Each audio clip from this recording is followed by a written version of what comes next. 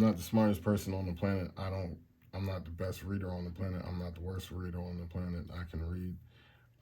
Sometimes it's choppy, sometimes it's smooth, depending on the font size and how clear my eyes is. I'm not tired, but I'm ready to go to sleep now at 6 in the morning. But like I'm saying,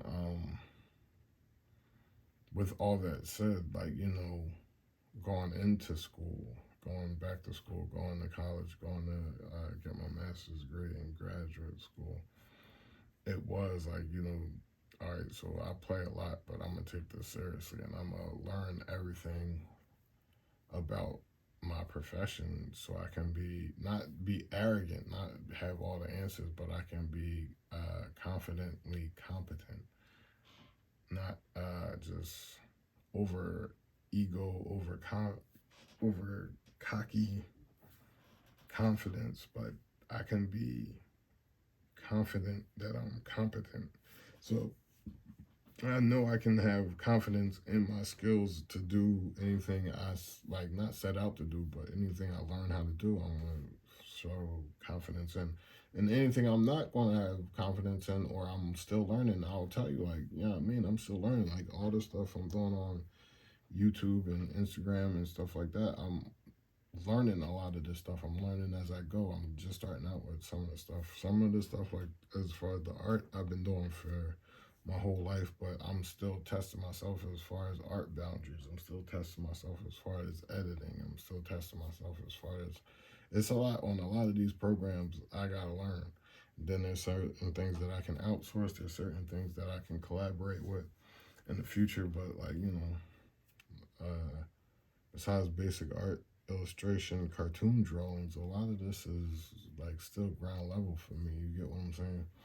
But my like I said, in my adult life, I'm a therapist, so that's what I put my time in. That's what I invested in, and that's what I laid my foundation in my experience in that. And like I said, that speaks to me about the blue collar commerce, because like I said, whether it's blue collar, whether it's white collar, whether it's gold, platinum collar, like I don't think everybody. I think they got a diamond collar. I don't remember, but not everybody just born into that. Not like, I know I wasn't born into a therapist household. Like I was born to a mailman and an accountant. So, but I'm just saying, being able to work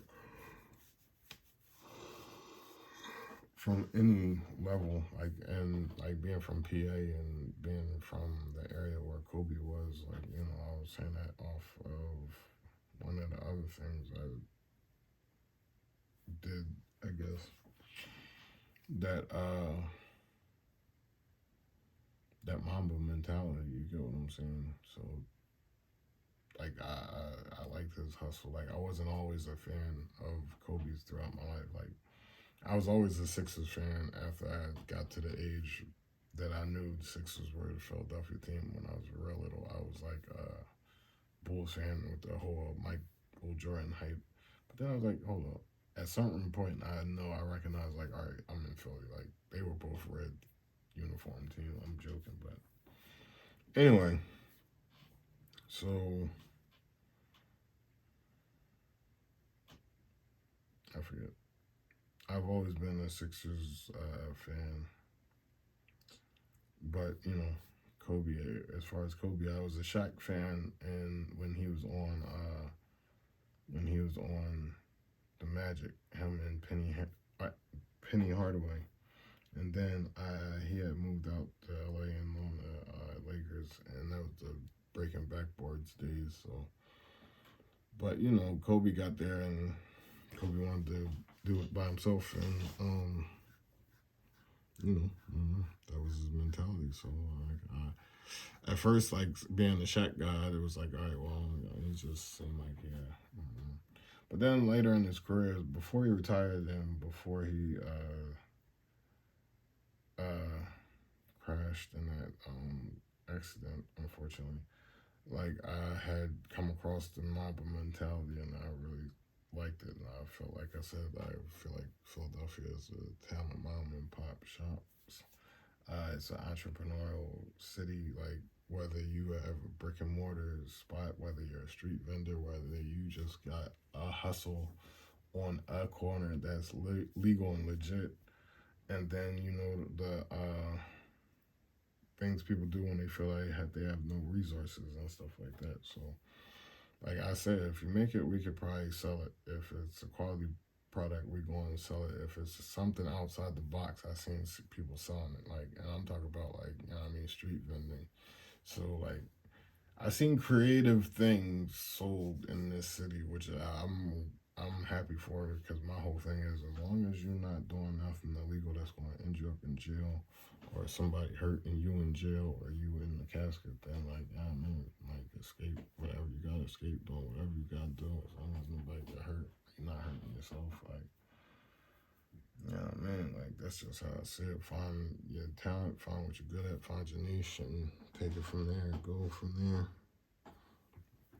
But at the same time, with this piece right here, I can see this on the dorm room wall. I can see this on a kid's wall, a boy's wall. And this was shot in Bartram Garden. I had just happened to meet this guy. His name was Frank. Shouts out Frank. He was a good sport. There's a whole video of him doing the workout exercises. He was doing knee highs and something else, but there's a whole video. And then like I hadn't even planned on putting this together as like a motivational quote poster, but like I was thinking of it while I'm driving from that location, and that's what I came up with when I got home.